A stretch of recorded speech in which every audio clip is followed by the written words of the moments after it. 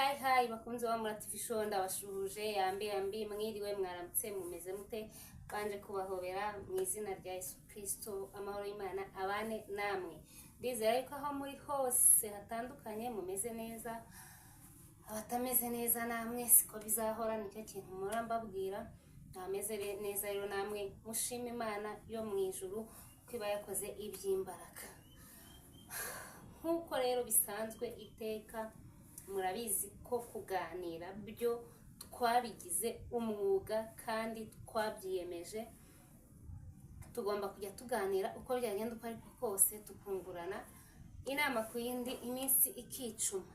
Hari ikintu rero maze iminsi nibazaho bitewe n'ibintu bimwe na bimwe ngenda mbona nababwiye ko buri kintu cyose ngewe mbonye nkikuramo isomo nkagikuramo inama nkagikuramo inyunganizi nkagikuramo isomo ry'ejo kandi nkakuramo n'ibyo nshobora kuganira n'abantu by'inama nyine nkabarabura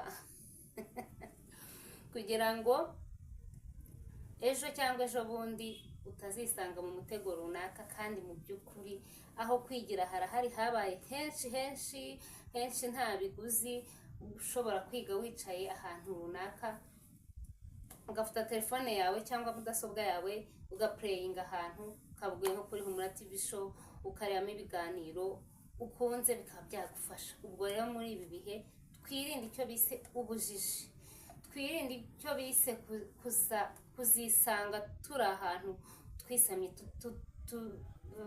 twisamye tutasandara ntabwo nibuka ukuntu ibyo babivuga ariko nyine tutazisanga ahandi hantu n'iterambere ririho na tekinoloji iriho n'ibintu byose biriho n'ukuntu mubona noneho kwiga byoroshye. Ubu ngubu kuri iki gihe hari ama YouTube channel menshi ushobora kujyaho akakwigisha muri ubu buzima mu rugendo rwawe muri situation urimo. Ubwo rero narababwiye ngo ngiye buri kintu cyose mbonye nkikuramo isomo. Ubu rero isomo nje kubigisha cyangwa icyo nje kubaganiriza ni ukubabwira yuko nkurikije ubushakashatsi bwanjye maze iminsi nkora n'ibyo maze iminsi mbona ngiye buri kintu mbonye ubundi kiranyigisha nkikuramo isomo pe. Ntabwo nshobora kumva nk'inkuru cyangwa ngo ndebe YouTube cyangwa se mbane n'inshuti runaka mburemo isomo na rimwe. Uko niko meze buri kantu kose nkakuramo isomo kandi nkagakoraho ubushakashatsi kuko buriya hari impamvu Imana ibitumye ibyo bintu nyine bigwa mu matwi yanjye kugira ngo mbyige cyangwa ngire buriya Imana ibishaka nyine ko hari akantu twunguka kandi ndibaza ko hafi ya buri twese ibyo bintu tubihuriyeho. Rero bitewe n'ubushakashatsi maze iminsi nkora n'ibintu n'amasaga maze iminsi mbona ku mihanda ya YouTube naricaye ndatekereza ndashishoza ndareba ndavuga nti ubundi ngiye mbere najyaga numva ibyo bintu ngiye kubabwira nta kibazo kibirimo ariko bitewe n'ibyo maze iminsi ndi kubona bicicikana mu buryo bumwe n'ubundi ni ukuri narabyize nsanga dukwiye kubikuramo isomo rikomeye. Nkaba nshaka kuganiriza abamama cyangwa abakobwa benda kurushinga mbabwira nti ibintu byo kujya gushaka ukitwaza murumuna wawe mu byihorere cyane abakobwa bagiye kurushinga. Hari ukuntu muba muriho muri nk'imfubyi wanyu umwe akarira barumuna be bagakura ariko noneho we akabatanga gukura bikaba ngombwa yuko wa undi mukuru nyine nimba batanze gukura azabatanga nyine no kubona na fiance abapange no gupanga ibintu by'ubukwe gutyo. Ubwo rero ubundi kera ukuntu byabaga ari byiza cyangwa mu myaka nk'ingahe ishize ubundi byari byiza yuko niba ubonye umugabo wifashije ushobora gufata murumuna wawe ukamujyana nyine mukabana cyangwa mukabana ari babiri. Igihe hari n'abo nzi rwose bagiye babana ari na babiri bitewe n'ubupfubyi n'ibibazo bimwe na bimwe rwose bakabana neza pe, ariko abonzi bo bari abakristo. Ubwo rero muri iki gihe nagira ngo mbabwire yuko amazi atari yayandi kubera yuko tugeze muri bya bihe byahanuwe bivuga ko umwanzi w'umuntu azaba uwo mu rugo rwe. umwanzi w'umuntu azaba uwo mu nzu ye. Naje gusanga abavandimwe bahemukirana cyane rwose ku buryo bakora ibintu utanatekerezaga. Ubwo rero mu by'ukuri kuba wajya gushaka ni byiza, ariko nimba ufite barumuna bawe urera, ibyiza kugira ngo mwitwaze mujye kubana mu nzu hamwe n'umugabo wawe, mushakira uburyo bundi bwo kubaho uzajya umufashiriza aho ari, mu rwego rwo kutiteranya cyangwa mu rwego rwo kugira ngo mutazashwana muri abavandimwe ugasanga mwambikanye ubusa.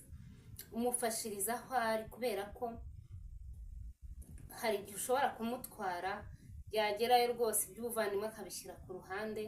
Ariko nabyo mbibutse ko buriya biba bitewe n'umugabo ushatse, kandi cyane iyo umukobwa agiye gushaka ntabwo ubuzi imico y'umugabo wawe cyane. Rero mu rwego rwo kwirinda no kugira amakenga, musige mufashiriza aho ari. Rero n'umugabo wawe ufite umuvandimwe wanjye abayeho gutya, abaraha n'aha, umufashirize muri ubwo buryo, aho kugira ngo umutware umujyane mu rugo. Kuko tumaze iminsi tubona saga, uramufata rwose ukamujyana mu rugo, wagera mu rugo wajya mu kazi wamusiga mu rugo, cyangwa byagira ukundi kuntu bigenda ugasanga niwe wabaye umugore muri urwo rugo, cyangwa umugabo wabatunze muri babiri. Iyo ari umugabo ariko muri ba bandi batari seriye, muri ba bagabo batari seriye, kuko umugabo uri seriye ntabwo anyeganyega ngo ace ku ruhande. Ubwo rero wa mukobwa ntabwo ubuzi ikizakurikiraho.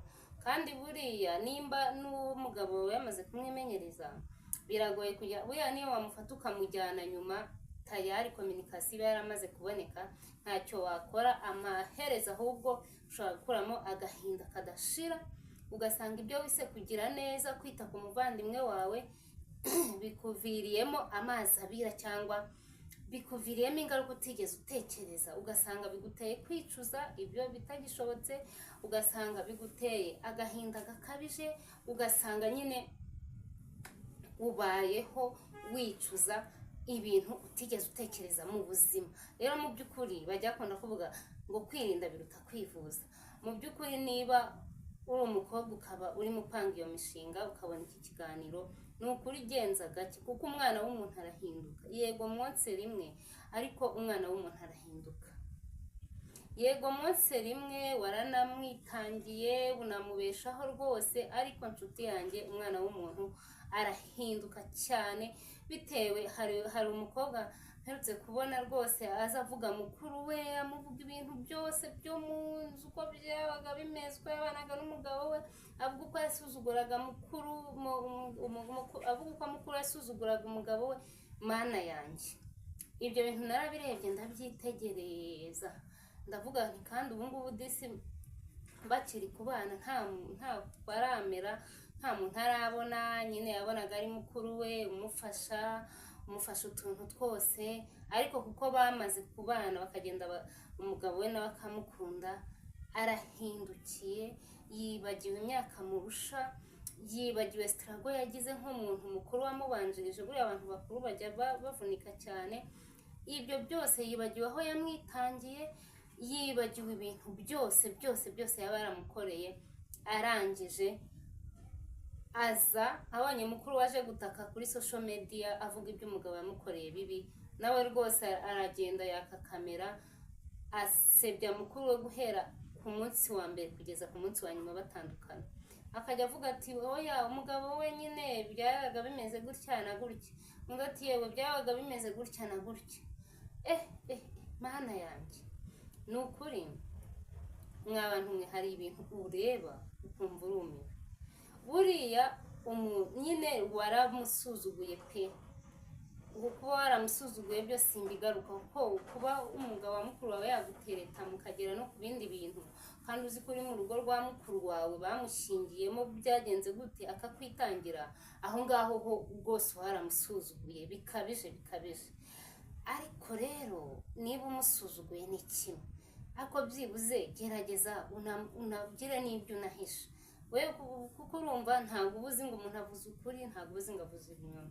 Baramusuzuguye urengejeho no kumusebya. Ubonye kumusuzugura bidahagije wongeraho no kumusebya. Ubonye kumusebya bidahagije wongeraho no kumusenyera urugo. nshuti zanjye iminsi turimo irakomeye.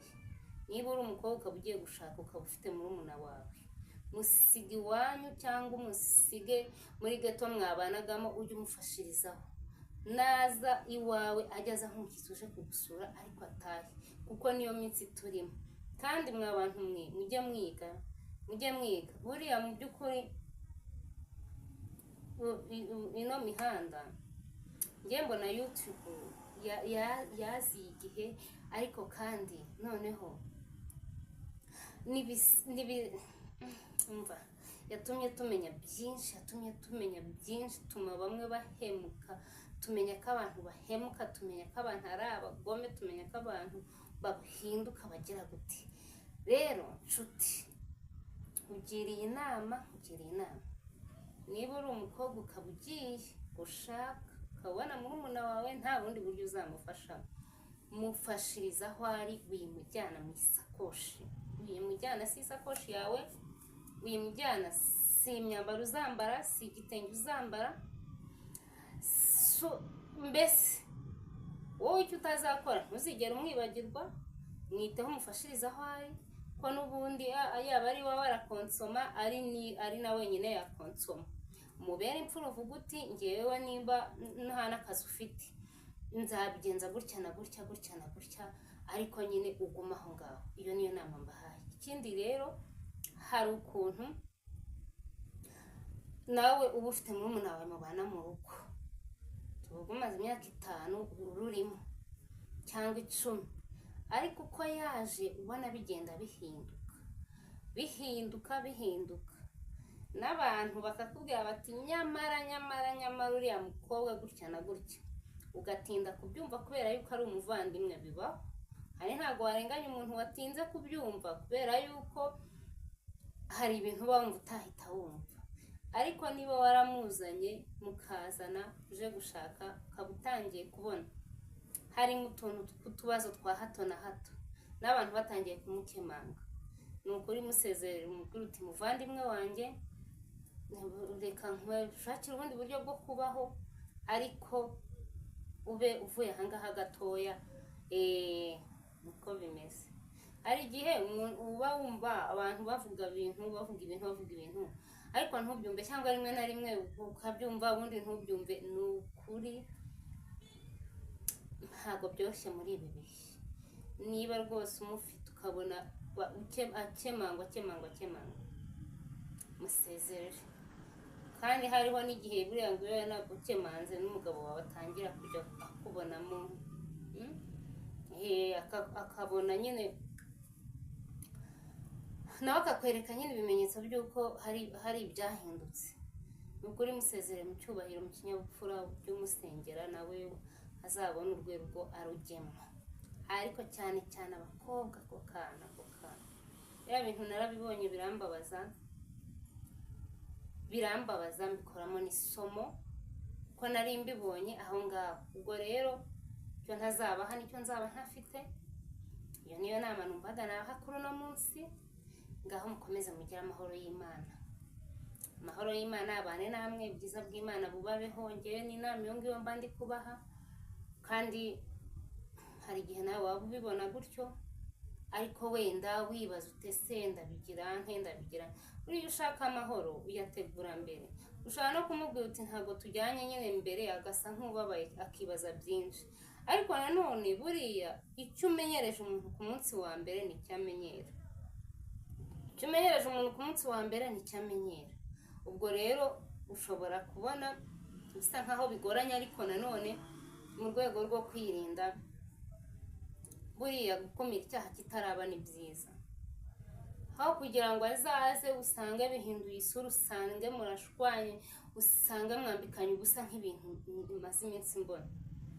Mubwire mbere kandi umuganirize neza, nta nubwo azamenye ko hari icyo uketse, kubera ko n'ubundi nta kizaba cyabaye. Umuganirize neza, umuhe ABCD kandi azabyumva. Ubwo rero nshuti zanjye, Imana ibane namwe, ubwiza bw'Imana bubabeho. Nibyo nababwiraga, ntuke gukora subscribe, like, share and comment. Bye, I love you.